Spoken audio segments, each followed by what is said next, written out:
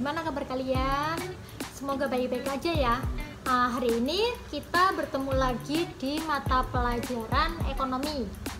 Sebelumnya kan kita sudah belajar mengenai perdagangan internasional, mulai dari pengertian, teori-teorinya, dan yang lainnya. Nah, hari ini kita akan meneruskan atau melanjutkan materi yang sebelumnya, yaitu masih tentang perdagangan internasional. Kalian masih ingat nggak sih perdagangan internasional itu apa? Nah, ya betul. Perdagangan internasional itu merupakan proses tukar-menukar atau jual beli barang dan jasa antara dua negara atau lebih. Nah, hari ini kita akan membahas bab yang kelanjutan dari materi sebelumnya, yaitu tentang kebijakan perdagangan internasional. Lalu kita belajar tentang neraca perdagangan internasional dan belajar tentang devisa. Untuk lebih lengkapnya, coba kalian perhatikan materi berikut ini. Kebijakan perdagangan internasional adalah rangkaian tindakan yang akan diambil untuk mengatasi kesulitan atau masalah hubungan perdagangan internasional guna melindungi kepentingan nasional. Yang pertama akan kita bahas adalah kebijakan di bidang impor.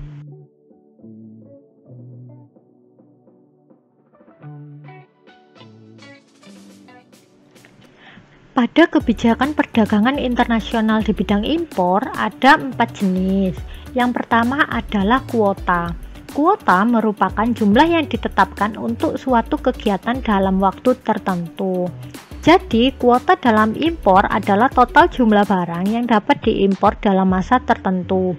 Jumlah itu diperkirakan tidak akan mengganggu industri dalam negeri. Ketika diberlakukan perdagangan bebas, kuota tidak dapat dipakai lagi karena dapat menghambat perdagangan internasional. Yang kedua adalah kebijakan tarif. Kebijakan tarif diambil pemerintah dengan menetapkan tarif tinggi untuk mengimpor suatu jenis barang. Dengan pengenaan tarif ini, harga barang impor menjadi mahal, sehingga barang sejenis yang diproduksi di dalam negeri akan menjadi daya saing dan dibeli konsumen. Penganut perdagangan bebas mengenakan tarif yang rendah atas barang-barang impor. Sebaliknya, negara proteksionis akan menetapkan tarif yang tinggi untuk barang impor. Yang ketiga adalah subsidi. Karena adanya perbedaan harga antara barang impor dan barang dalam negeri, ada kemungkinan harga barang impor lebih murah daripada harga barang produksi dalam negeri. Supaya harga barang produksi dalam negeri dapat ditekan, pemerintah dapat memberi subsidi pada produsen dalam negeri. Dengan pemberian subsidi ini, harga barang dalam negeri menjadi murah. Yang keempat, adanya larangan impor. Dengan berbagai alasan, ada barang tertentu yang dilarang diimpor, misalnya barang-barang yang berbahaya untuk masyarakat. Larangan impor bisa jadi dilakukan untuk membalas tindakan negara lain yang telah terlebih dahulu melarang impor barang suatu negara. Selain itu, larangan impor dapat pula dilakukan untuk menghemat devisa.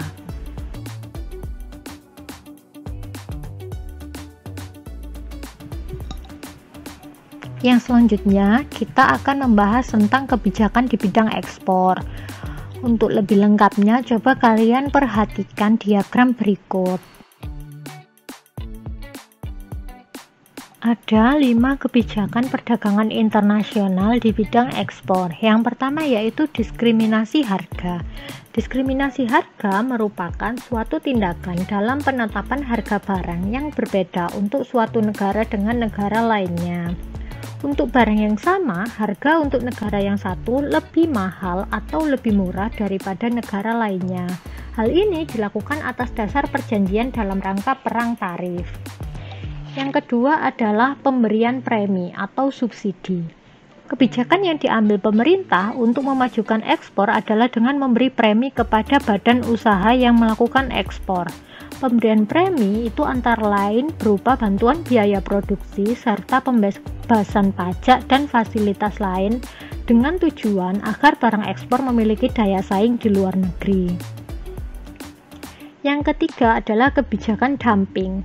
Kebijakan dumping merupakan kebijakan yang diambil oleh pemerintah dengan menetapkan barang ekspor atau harga barang di luar negeri lebih murah daripada harga di dalam negeri. Cara dumping ini dapat dilakukan jika pasar dalam negeri dapat dikendalikan atau dikontrol oleh pemerintah. Yang keempat adalah kebijakan politik dagang bebas. Politik dagang bebas merupakan suatu kebijakan yang membuat masing-masing pemerintah memberi kebebasan dalam ekspor dan impor. Kebebasan dalam perdagangan ini akan membawa beberapa keuntungan, seperti mutu barang yang tinggi dan harga yang relatif murah. Yang kelima adanya larangan ekspor. Kebalikan dari larangan impor, larangan ekspor merupakan kebijakan suatu negara untuk melarang ekspor barang-barang tertentu ke luar negeri. Penyebabnya adalah alasan ekonomi, politik, sosial, atau budaya. Misalnya, pelarangan ekspor untuk kayu gelondongan ke luar negeri merupakan larangan ekspor karena alasan ekonomi. Ini terkait dengan pendapatan nasional. Pengekspor kayu berarti mengurangi pendapatan nasional dari produk olahan yang tentu bernilai tambah bagi negara.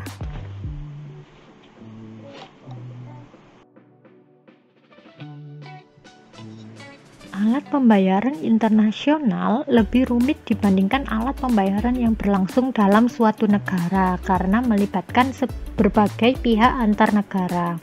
Pembayaran internasional harus menggunakan uang asing, prosedur yang berlaku, keterlibatan pihak-pihak tertentu, dan yang lainnya. Berikut ini adalah alat pembayaran internasional. Coba perhatikan slide berikut ini.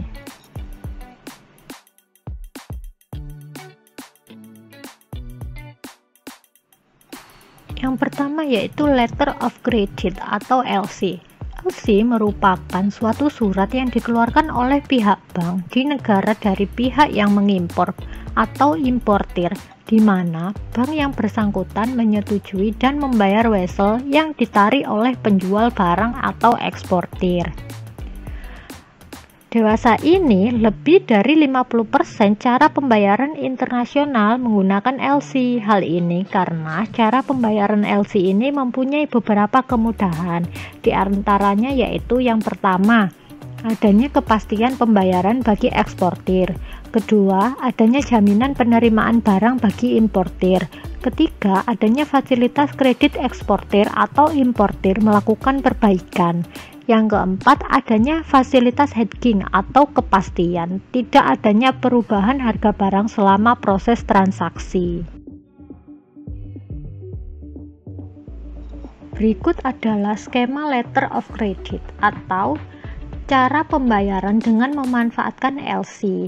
Yang pertama, pembeli atau buyer pemesan barang atau jasa kepada penjual atau seller. Lalu, selanjutnya pembeli sebagai importir membuka aplikasi LC kepada advising bank yang ditunjuk penjual, disepakati pula kondisi dan syarat LC. Ketiga, pembeli meminta banknya atau issuing bank untuk membuka LC dengan memberi kondisi dan syarat serta nama advising bank yang ditunjuk penjual.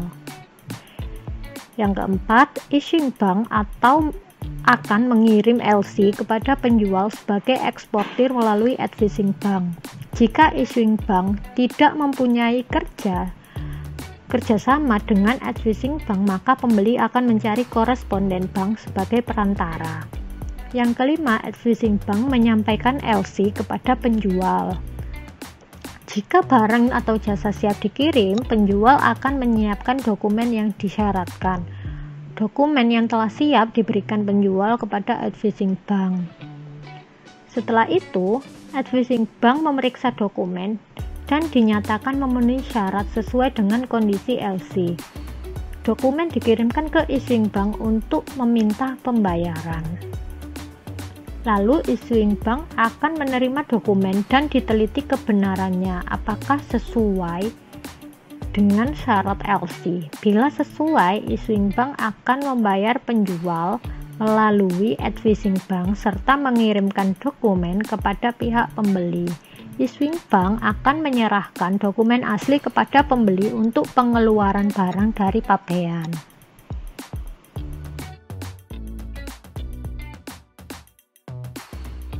Pembayaran internasional yang selanjutnya yaitu advance payment atau cash payment. Advance payment merupakan salah satu cara pembayaran internasional di mana importir terlebih dahulu membayar harga barang sebelum barang diterima. Advance payment merupakan cara pembayaran di muka. Setelah menerima pembayaran harga, baik keseluruhan atau sebagian, baru penjual atau eksportir melakukan kewajibannya menyerahkan barang. Cara pembayaran ini sangat beresiko pada pembeli sebab bisa saja eksportir tidak memenuhi kewajibannya untuk menyerahkan barang. Oleh karena itu, kontrak bisnis yang mendasari transaksi bisnis ini harus diperkuat dengan berbagai klausal yang dapat menjamin kepentingan pembeli, misalnya klausal tentang ganti rugi atau sanksi. Yang ketiga yaitu open account. Cara pembayaran dengan open account merupakan kebalikan dari advance payment. Nah, jadi eksportir telah mengirim barang pada importir sebelum terjadi pembayaran. Yang keempat, ada commercial bills of exchange. Commercial bills of exchange adalah surat yang ditulis oleh penjual yang berisi perintah pada pembeli untuk membayar sejumlah uang pada tanggal jatuh tempo pada masa yang akan datang. Surat perintah semacam itu sering disebut dengan wesel. Pembayaran dengan wesel juga sangat lazim digunakan pada transaksi perdagangan internasional. Yang kelima adalah collection. Cara collection adalah satu cara di mana eksportir menugaskan penagihan harga barang yang diekspornya pada salah satu bank. Penagihan dilakukan atas dasar dokumen yang telah diserahkan eksportir pada bank yang ditugaskan menagih atau remitting bank. Remitting bank setelah menerima dokumen selanjutnya meneruskan dokumen ke collecting bank dengan menggunakan collection instruction. Yang keenam adalah konsinyasi. Cara konsinyasi sebenarnya adalah bentuk lain dari open account. Hanya saja open account dan konsinyasi berbeda dalam hal pelaksanaannya. Pada open account, eksportir telah mengirim barang pada importir sebelum terjadi pembayaran. Sebaliknya, pada konsinyasi, eksportir telah mengirim barang sebelum pembayaran dan pembayaran diterima setelah barang laku dijual oleh importir.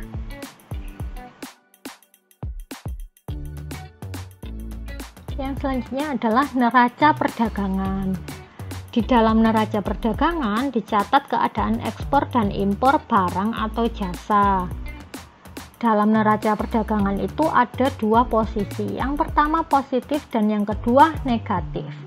Ketika posisi neraca perdagangan positif, maka ekspor lebih besar dari impor atau akan mengalami surplus. Akan tetapi, jika neraca perdagangan pada posisi negatif, berarti ekspornya lebih kecil daripada impor, yaitu mengalami defisit.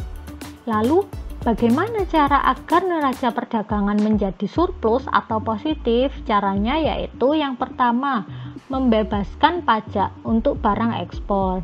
Yang kedua, memberi subsidi pada perusahaan yang mengekspor barang. Yang ketiga, deregulasi. Yang keempat adalah debirokratisasi.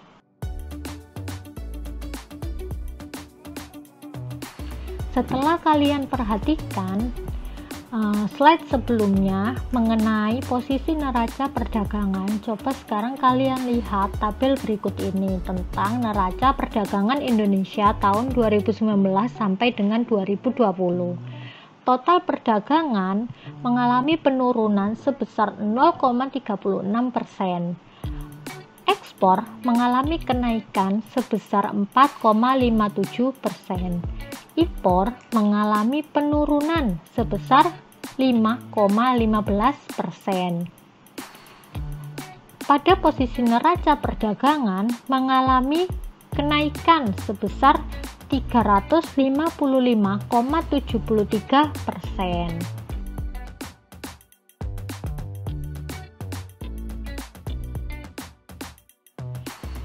Yang terakhir yaitu devisa. Devisa merupakan uang asing yang beredar pada suatu negara dan digunakan untuk pembayaran transaksi dengan luar negeri.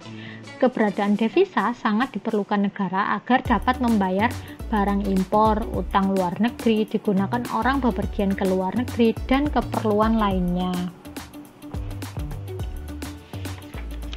Pada setiap transaksi pasar internasional selalu digunakan devisa atau valuta asing, sehingga selalu ada permintaan valuta asing. Pasar devisa menawarkan mekanisme yang dapat menyelesaikan transaksi yang rumit dan beragam secara efisien. Perantara utama dalam pasar devisa adalah bank-bank utama yang beroperasi di seluruh dunia, terutama yang memperjualbelikan valuta asing. Lalu, hubungan kurs devisa dengan neraca pembayaran sebagaimana diketahui neraca pembayaran internasional mencatat dengan cara tertentu perdagangan, penanaman modal, pariwisata, pinjaman, dan yang lainnya yang berhubungan dengan neraca pembayaran. Dalam hal terjadi neraca pembayaran defisit, maka selisih tersebut umumnya dibayar dengan menggunakan devisa yang ada. Pengurangan devisa atau valuta asing akan berakibat pengurangan alat pembayaran dan dapat menaikkan kurs valuta asing.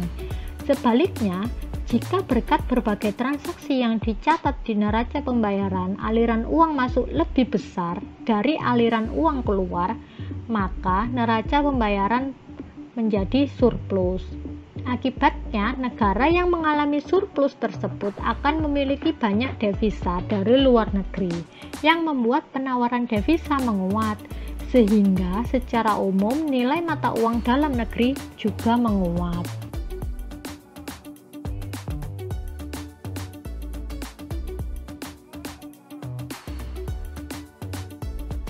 Nah, jadi bagaimana? Apakah kalian sudah paham atau mungkin masih ada yang kurang dipahami? Bagus kalau sudah paham. Nah, untuk yang selanjutnya coba kalian kerjakan soal-soal latihan berikut ini.